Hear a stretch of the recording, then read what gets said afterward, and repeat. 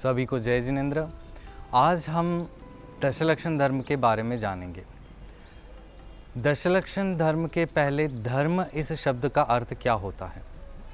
धर्म का अर्थ हम ये कह सकते हैं कि उसका स्वभाव, नेचर ऑफ एनी द्रव्य। जैसे आग का जो स्वभाव है वो है उष्णता, या आग लाइट भी देती है, तो ये उसका स्वभाव हो गया, तो यही उसका धर्म है।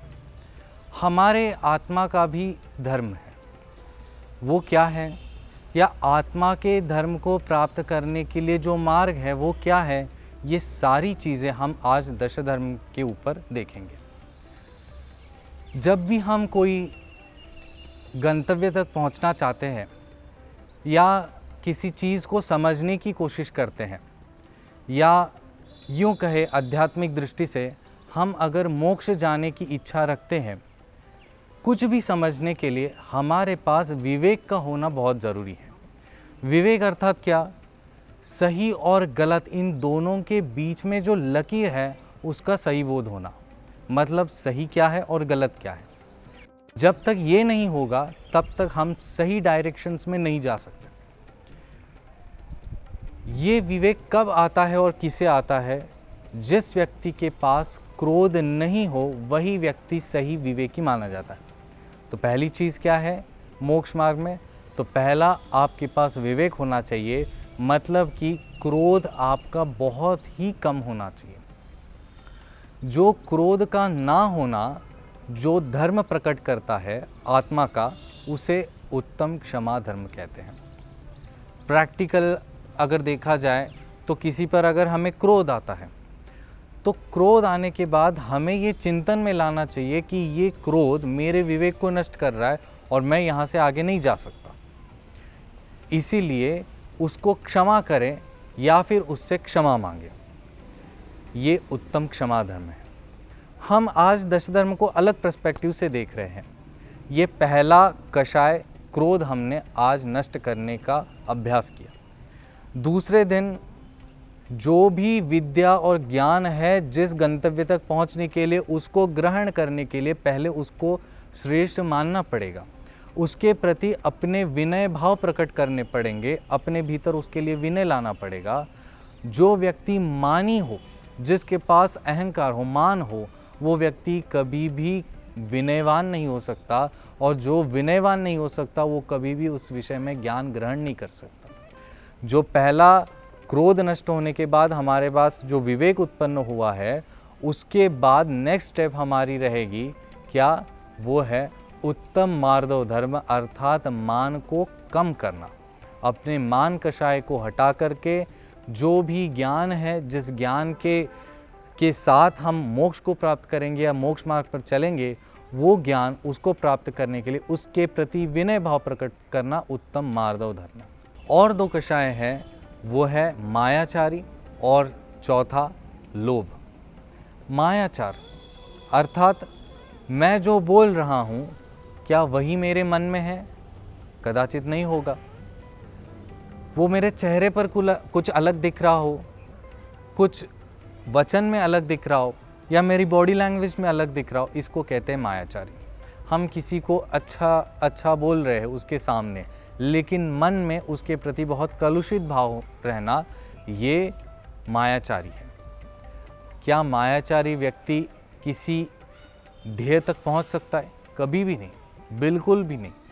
उसको ये मायाचार से हटना पड़ेगा और सरलता अपने भीतर लानी पड़ेगी। इस सरलता को लाना ही उत्तम आर्जव धर्म है।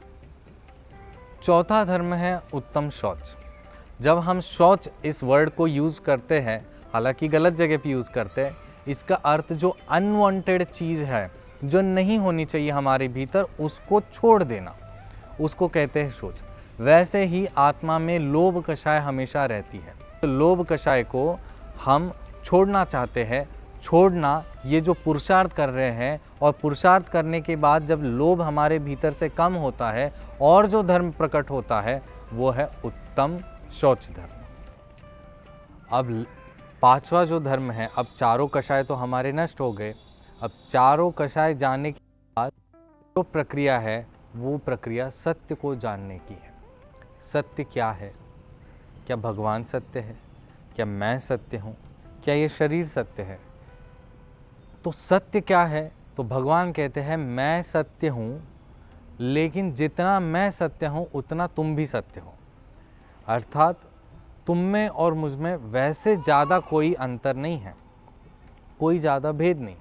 जैसे मुझ में और इस चींटी में कोई ज़्यादा भेद नहीं है, मैं भी जीव हूँ और वो भी जीव है, वैसे ही मैं भी भगवान बन सकता हूँ, ये चींटी भी भगवान बन सकती है, और भगवान तो भगवान बन चुके हैं। ये जो प्रक्रिया है, ये जानने के लिए कि मैं कहाँ हूँ, क्या कर रहा हूँ, क्या मुझे करना चाहिए और किस लिए करना चाहिए, ये सारी चीज़ें उत्तम सत्य के अंतर्गत आती है। अब सत्य तो जान लिया, तो सत्य के जानने के बाद क्या मैं किसी भावी भगवान का घात कर सकता हूँ? अर्थात मैं किसी प्राणी की हिंसा कर सकता हूँ? नहीं, क्योंकि मैं जानता हूँ कि ये सत्य है कि मैं जितना भावी भगवान हूँ, उतनी ही वो चींटी भी भावी भगवान है, अर्थात वो भी भगवान आत्मा है।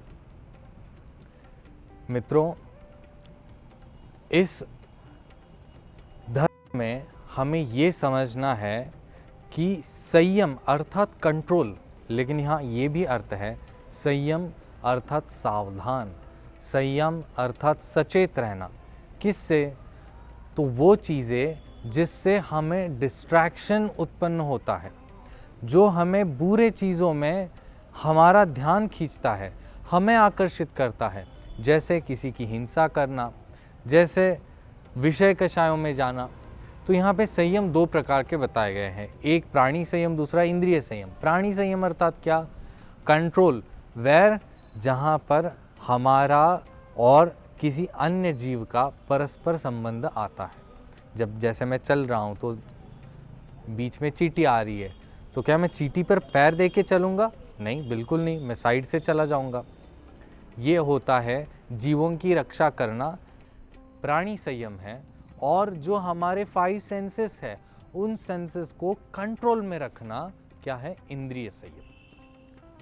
मुझे कुछ खाने में बहुत अच्छा लगता है, लेकिन उसमें बहुत अगर हिंसा होती है तो क्या वो खाना उचित है? बिल्कुल नहीं। तो जो सत्य को जान रहा है वो धीरे धीरे करके संयम को अंगीकार करेगा। अब उत्तम संयम को जान लिया, अब आता है तप। संयम ग्रहण करने के बाद हमें भगवान तप की शिक्षा दे रहे हैं। तप अर्थात क्या? उसकी डेफिनेशन अगर हम देखते हैं तो तप की डेफिनेशन मिलती है इच्छा निरोधः तप, मतलब इच्छा का निरोध करना तप कहलाता है। अब सामान्यता से हम अगर देखते हैं तो क्यों इच्छा का निरोध करना, क्या मिलेगा उसमें? जैसे मुझे कुछ खाने का मन कर रहा है लेकिन नहीं खाऊंगा, क्यों नहीं खाऊंगा, क्या हो जाता है उसमें? ये चीज़ें हमारे मन में आ सकती हैं, लेकिन संयम में हमने सीखा था कि इससे किसी का घात हो सकता है, तो वो चीज़ नहीं करनी चाहिए। तो इस इच्छा का निरोध करना तप कहलाता है। अब तप क्यों किया जाता है? जैसे आप मुनिराज को तप करते हुए जब देखते हैं तो किसी धूप में ऐसे सामयिक कर रहे हैं, वर्षा में सामयिक कर रहे हैं, कई शीत परिचय 22 परिचय सह रहे हैं। ये करने की क्या आवश्यकता है? तो जो कर्म हमने बांधे हैं, आचार्य कहते हैं जो कर्म हमने बांधे हैं उसकी निर्जरा के लिए तपसा निर्जरा कहा है, मतलब तप से निर्जरा होती है, वो कर्म हमसे झड़ जाते हैं, निकल जाते हैं। इसका अर्थ क्या है? जो कर्म हमने पाप या पुण्य बांध लिए हैं उसको हमारे आत्मा से हटाना, इसको कहते हैं निर्जरा। ये तप से ही क्यों होती है? तो इसलिए होती है क्योंकि जो जीव स्वयं को जान लेता है वो बाहरी सारी डिस्ट्रैक्शंस उसकी हट जाती है। ये सच्चा कारण है निर्जरा के लिए।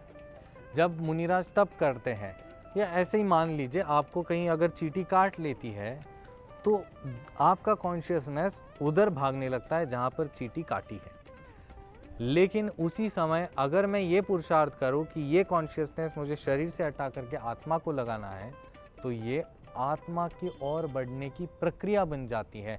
क्या? तप। और जैसे आप आत्मा की तरफ बढ़ते हो वैसे आपकी निर्जरा शुरू होती है। ये होता है उत्तम तप। उसके बाद उत्तम त्याग। त्याग अर्थात क्या? छोड़ना। क्यों छोड़ना? क्योंकि वो डिस्ट्रैक्शंस है। जैसे एक सफ़ेद पर्दा मैंने ले लिया, उस पर एक ब्लैक डॉट मैंने डाला और उसको आपको फोकस करने के लिए कहा, उस पर कंसंट्रेट करने के लिए कहा। आप कंसंट्रेट कर पाओगे? बिल्कुल कर पाएंगे। बट अगर मैंने उसके आजू बाजू रेड, येलो, ब्लू, ग्रीन अगर मैंने डॉट्स लगाए बहुत सारे, और आपको फिर से बोला कि उसी डॉट पर जिसको मैंने बोला था उसी डॉट पर आपको फोकस करना है, क्या आप कर पाओगे? शायद कर पाएंगे। लेकिन अगर आजू बाजू के डॉट्स अगर मूव होने लगेंगे तो क्या आप उसको कर पाओगे? नहीं। क्यों? जितना फोकस आप पहले सिनेरियो में कर रहे थे उतना फोकस आप सेकंड सिनेरियो में नहीं करते, और जो थर्ड सिनेरियो में आप तो बिल्कुल भी फोकस नहीं कर पाएंगे। क्यों? क्योंकि आजू बाजू डिस्ट्रैक्शंस है। वैसे ही भगवान कहते हैं, अगर तुमको मेरे जैसा बनना है, मेरे जैसा हैप्पीएस्ट बनना है, तो आपको सबसे बेस्ट क्या है? ये सारे डिस्ट्रैक्शंस हटानी पड़ेगी। उसको उत्तम त्याग कहते हैं। श्रावक के लिए ये कहा गया है कि त्याग नहीं कर सकते तो तुम दान करो। जितने भी 4 प्रकार के दान कहें, वो दान करना उत्तम त्याग धर्म को अंगीकार करने जैसा ही है। उत्तम त्याग के बाद त्याग करते करते करते करते करते करते सब कुछ त्याग हो गया, मतलब मेरे पास कुछ भी शेष नहीं रहा, किंचित भी शेष नहीं रहा। वहाँ धर्म प्रकट होता है अकिंचन्य धर्म, उत्तम अकिंचन्य धर्म। मतलब किंचित भी परिग्रह का ना होना, ये उत्तम अकिंचन्य धर्म है। अर्थात वो सारे डॉट्स हट चुके हैं, अब वो एक ही डॉट शेष बचा है जिस पर हमें फोकस करना है। ये बहुत इजी जाता है। हम मुनिराज के पास ये सब देख सकते हैं, वो पूर्णतः से परिग्रहों से रहित होते हैं, किंचित भी उनके पास परिग्रह नहीं होता।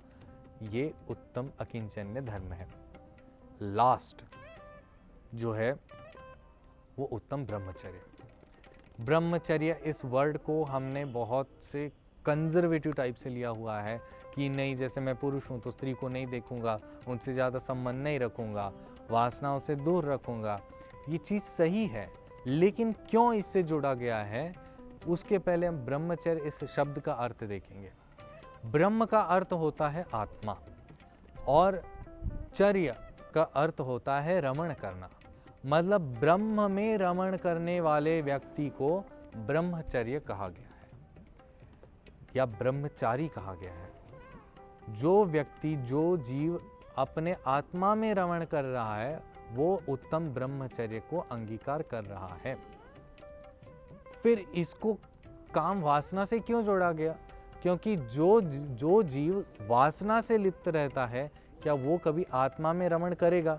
बिल्कुल नहीं, कर ही नहीं सकता, कोई चांस ही नहीं है। इसीलिए इसको, इस सबसे बड़े डिस्ट्रैक्शन को हटाने के बाद ही वो अपने आत्मा के भीतर प्रवेश करेगा और आत्मा में रमण करेगा। ये सच्चा उत्तम धर्म, उत्तम ब्रह्मचर्य धर्म है। मित्रों, एक एक धर्म पर अगर बताया जाए तो 10-10 दिन भी कम पड़ सकते हैं, लेकिन संक्षेप में हम सभी ने आप प्रयास किया है कि ये 10 धर्म बहुत ही संक्षेप में हम आपके पास पहुंचा रहे हैं। आशा है इसको समझकर जितना हो सके जम सके तम किरई, जम न सके तम च श्रद्धानम, जितना पॉसिबल है उतना अंगीकार करते हुए इस धर्म को समझे, उसको अंगीकार करें और अपने मोक्ष मार्ग को, जो हैप्पीएस्ट थिंग के लिए जो वे है, उसको प्रशस्त करे और जल्द से जल्द भगवान बने। यही आशा करते हुए सभी को जय जिनेन्द्र।